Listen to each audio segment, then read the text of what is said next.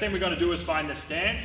A good tip is that pick the stance that you would do a jump in. So if I'm gonna do a vertical jump in, I'm gonna use about this much width in my feet, and that's gonna be similar to my deadlift as well. So I'm gonna find my feet, make sure I got a nice, good feel with the ground, and then I'm gonna grab the bar. You wanna line your hand up with here. The trap bar is obviously gonna come out. We're not gonna see the barbell come straight through. So make sure you line the hand up there to keep the bar level when we're gonna go to lift.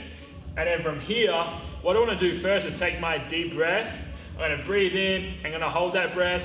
Once I've got that breath, then I wanna find my lats. And I'm gonna find my lats by having a backwards intention into the bar, okay?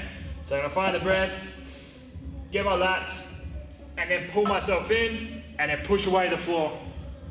All right, so a big key to this lift is finding the lats. And you'll notice what I said before was to have a backwards intent. I didn't say this, we don't want to get like shruggy and trappy with it. We want to encourage our lats to come in, all right? And what our lats do is they attach onto here, and they pull this one down, okay? So what we want to do is encourage that action by applying a backwards intent to the bar. And we also don't want the shoulders to sit up like this. We want to push them down. They don't necessarily have to be all the way back in this hyperextended position. They just have to be down and driven back, and then we apply that attention to the bar.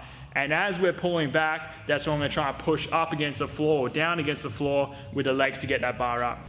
Okay, now the key is the breath. And you notice what I did was I breathed out in this position here, so I didn't get into the bottom position. I did it before while my legs were kind of almost straight. And you'll see elite deadlifters do this too. So they'll stand up, they'll do this big reach, and they'll breathe in. And what we're doing is actually compressing at the front so that we're trying to force that inhale as our breath comes in. We're trying to force that air and that expansion through the back. So we get this posterior expansion. What this does is create a better leverage for us to hinge, and it helps us ultimately, from a total body perspective, be in a better, more stronger position to leverage that weight off the floor.